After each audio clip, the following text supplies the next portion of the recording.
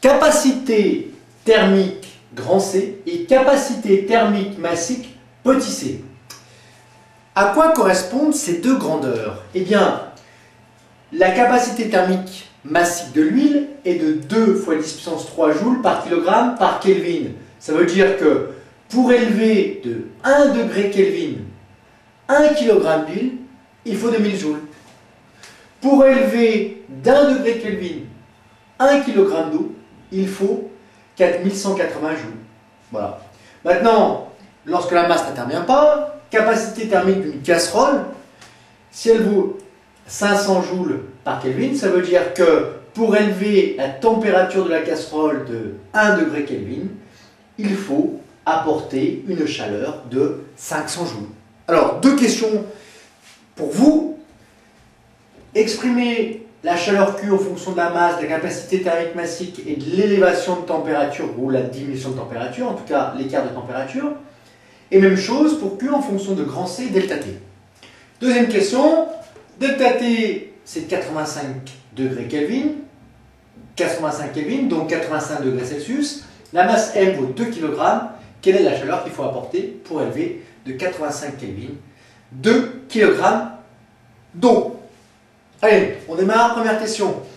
Pas compliqué avec les unités. Regardez, capacité thermique, c'est égal à quoi? Une chaleur divisé, puisque c'est puissance moins 1, une masse, et multiplié par un intervalle de temps delta T.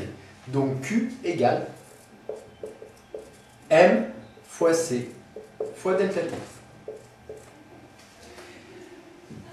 Deuxième expression, Q en fonction de grand C delta T. Joule Kelvin moins 1. Donc grand C égale des joules divisé par une variation de température. Autrement dit, que vaut Q égale grand C fois delta T. Ça, c'est pour la première question. Deuxième question, eh bien, on va prendre quelle expression? Celle-ci, puisqu'il y a la masse qui intervient. Donc, la chaleur Q à apporter à 2 kg M fois C de l'eau fois delta T.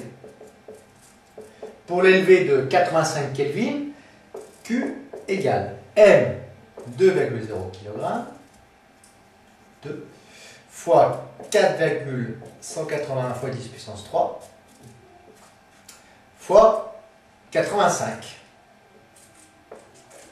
Allez, je vous laisse faire le calcul, je reviens. Ça y est, je suis revenu. Bon alors, la valeur de Q c'est 7,1 10 puissance 5 joules avec deux chiffres significatifs, puisque la donnée qui en possède le moins, elle en possède deux. Quelle est maintenant la relation entre la variation d'énergie interne, delta U, et Q et donc M, C et delta T? On a vu que delta U et W est égal à W plus Q. Bon, dans le cas d'un liquide, le travail fourni au milieu extérieur, on considère qu'il est nul, ici. Donc delta U égale Q. Donc delta U égale M fois petit c fois delta T. Avec ceci en joules, ceci en kilogrammes, ceci en kilogrammes fois Kelvin moins 1 fois kilogramme moins 1 fois Kelvin moins 1 fois des joules, et delta T en Kelvin. Bien, ce qui nous fait bien des joules là. Ou, dans le cas où vous aurez que la capacité thermique, vous aurez delta U égale C fois delta T. Voilà les deux formules que vous devez connaître pour les liquides et les solides qui reçoivent une certaine quantité de chaleur, qui échangent en tout cas une certaine quantité de chaleur avec le milieu extérieur.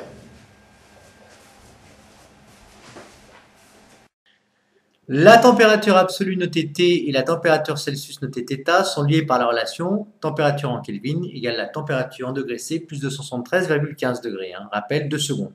Bien, la capacité thermique grand C d'un corps dans un état condensé, solide ou liquide, et l'énergie thermique qu'il faut lui apporter pour élever sa température d'1 Kelvin. Unité, le joule par Kelvin. La capacité thermique massique C d'un corps est égale au rapport de sa capacité thermique divisé par sa masse. Unité, joule Kelvin moins 1, kg moins 1, ou joule degré Celsius moins 1, kg moins 1. La capacité thermique massique correspond à l'énergie thermique qu'il faut fournir à 1 kg de corps pour élever sa température de 1 degré Celsius ou de 1 Kelvin. Dernière chose, considérons un corps solide ou liquide de masse M qui échange une énergie thermique Q avec le milieu extérieur. Sa température passe d'une valeur TI à TF. La variation de son énergie interne est delta U égale Q égale grand C fois delta T ou delta U égale M fois petit c fois delta T, c'est-à-dire MC TF moins TI. Unité légale delta U en joules, masse en kg, capacité thermique massique en joules kg Kelvin-1 et la capacité thermique en joules Kelvin-1.